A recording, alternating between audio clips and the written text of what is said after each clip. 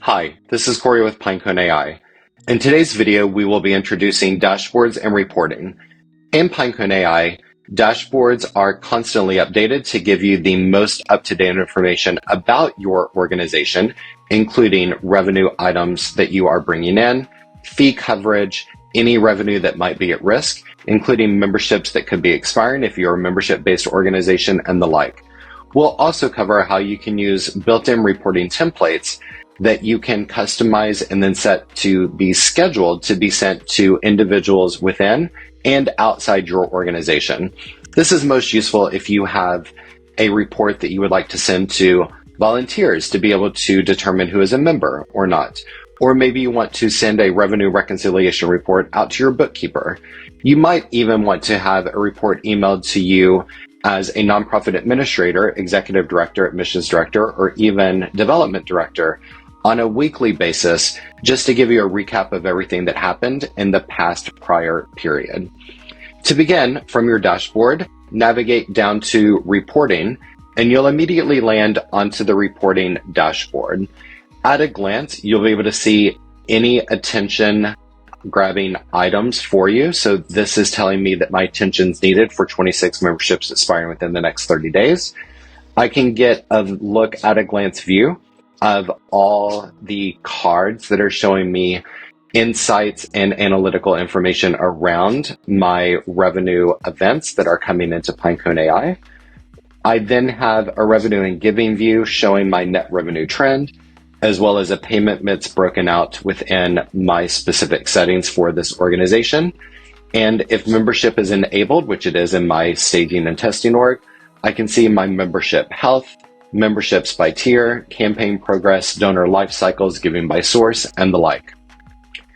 When I get into reporting templates, Pinecone AI's templates are categorized by donors and giving, membership, dues, admissions, events, classes, and transactions. When we are looking at these specific report types, we simply want to understand at first the purpose of what we are trying to uncover.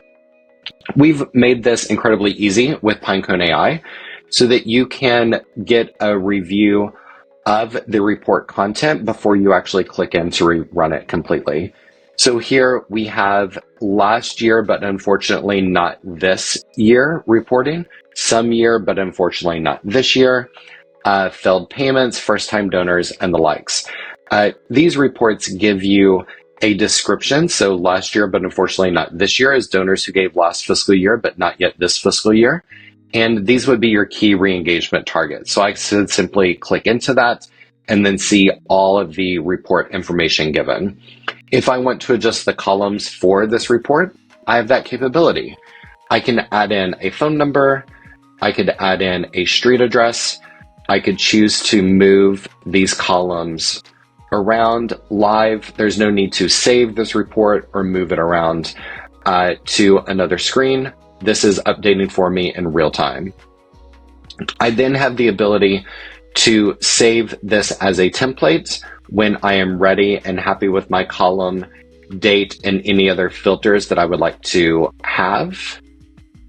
Notice that I changed this to the last 30 days, and there is no one who could possibly be here because this is a donors report for individuals who gave last year, but unfortunately not this year. So as a reminder, this is always live information that you are viewing.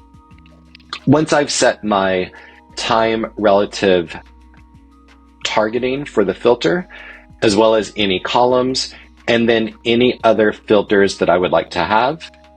For example, I could choose last gift date to be greater than, let's say the 1st of May, 2025. I can go in and apply that filter, and then I would only see gifts that are greater than the 1st of May, 2025. When I am happy with this report setting, I can save it as a template. This is available to anyone who has access to your Pinecone AI organization, or you can choose to export this setting, this report as a CSV or PDF, or you're able to schedule this report. When you go to schedule a report, This allows you to set a name for this report. So I can call this LYBUNT Weekly, just as an example. I'm going to choose my frequency of weekly, but I could do daily or monthly. Then I choose the day of the week that I want this to go out. If I selected weekly, on daily, it would simply go daily. Or if I'm choosing monthly, what day of the month would I want this to go out?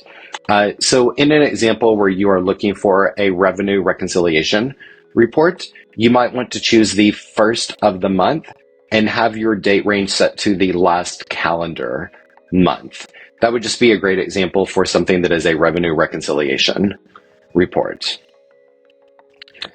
For recipients, always enter in the email address of the recipient first. Here I'm going to enter in my own email address.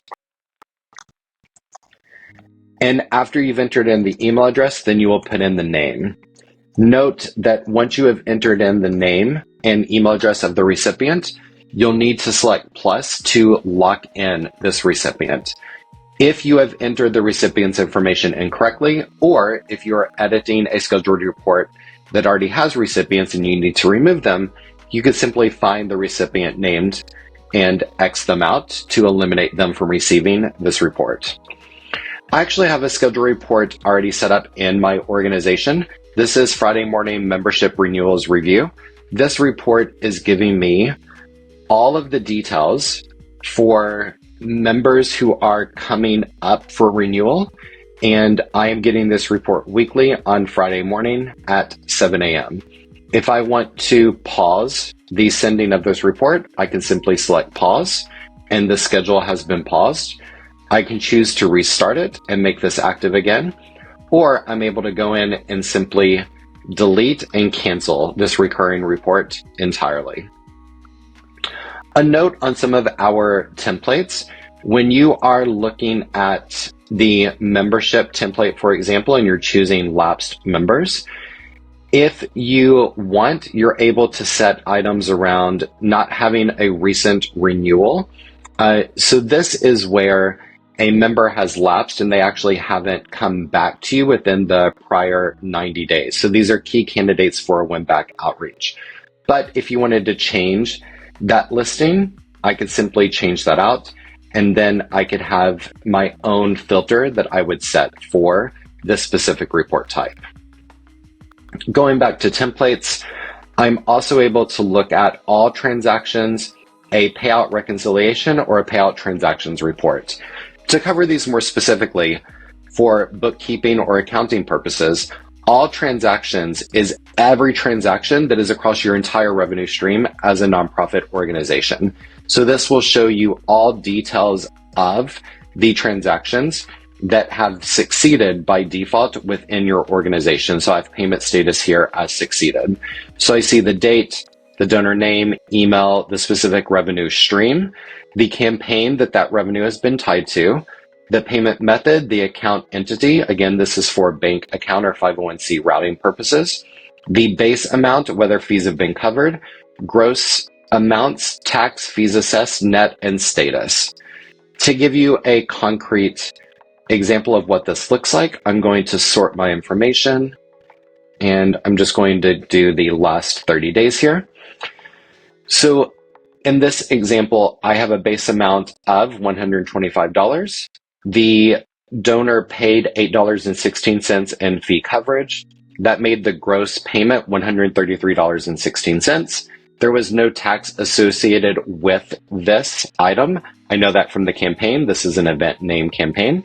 And then fees assessed were $8.16 total. So that matches line for line. So the net to your organization would be $125.